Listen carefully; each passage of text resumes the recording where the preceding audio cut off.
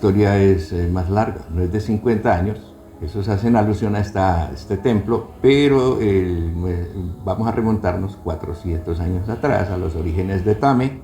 Y entonces tenemos que hablar que la primera presencia de la Iglesia Católica en el territorio es a través de los jesuitas, de 1624 a 1628, es decir, 4 años que llamamos la primera entrada.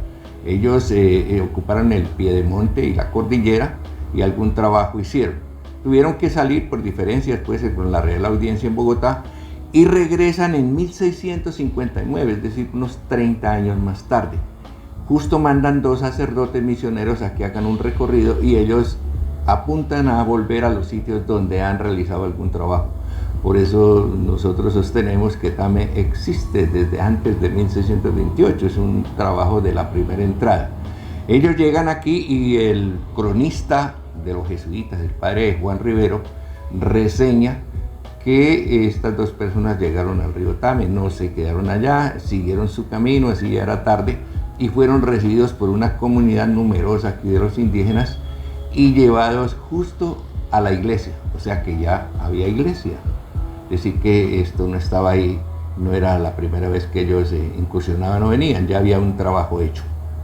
Bueno, a partir de 1659 pues se inician lo que llaman las misiones del Casanare, y lo primero que ellos hacen es un trabajo de reducción, es decir, al indígena errante pues lo conquistan de alguna manera a través de sus métodos, especialmente de la música y del trabajo, y lo obligan a estarse en un solo sitio, y entonces nacen lo que llamamos las reducciones, 5 en total, y en realidad están justo alrededor de Tame, porque Tame, que ya existía, fue escogido para ser el epicentro de esta labor de evangelización. Esas 5 reducciones son San Javier de Macaguán, San Ignacio de los Betoyes, Nuestra Señora del Pilar de Patuté y San Salvador del Puerto, y obviamente Nuestra Señora de Tame, como esta se llamaba desde esos momentos. Fíjense que todas están situadas más o menos a un día de camino, es decir, en sus mediciones 5 o 6 leguas. Esa, digamos, es la primera parte. Los jesuitas van hasta 1767, cuando son expulsados por orden de los Borbones, y ahí se trunca este trabajo, que va acompañado también de algo muy importante, que es el desarrollo económico a través de la hacienda Caribabare, la más extensa que ellos tuvieron en América. A los jesuitas les reciben los dominicos, y ahí destacamos al padre Fray Ignacio Mariño, boyacense de Tibasosa, párroco desde 1800, es decir, y que ejercía ese oficio cuando es la campaña libertadora, cuando ocurre aquí el encuentro de Bolívar y Santander. Él era, además de clérigo, era militar y había abrazado la causa de la independencia, y parte justo con el ejército libertador, y es determinante para el éxito de esta campaña en 1819. La historia nos dice también que la construcción del templo en el costado oriental del parque, dijéramos, de la plaza principal, que es donde acostumbran los españoles mantener la parte eclesiástica, pues tuvo varios intentos. Hubo terremotos que destruyeron en 1807 al templo, hubo otro incendio antes, y bueno, eso es lo que hasta ahora quedó. A partir de 1916, estos territorios son encargados a los vicentinos o lazaristas, una congregación de origen francés. Ellos vienen entonces, se establecen, su labor principal es construir templos, o sea que este templo actual de la iglesia antigua de Nuestra Señora de la Asunción se debía a ellos, pues ahí mantenemos las imágenes que dan cuenta de ello, pero además su especialidad fue fundar escuelas y colegios en los municipios que hoy pertenecen una parte a Boyacá y otra al departamento de Arauca.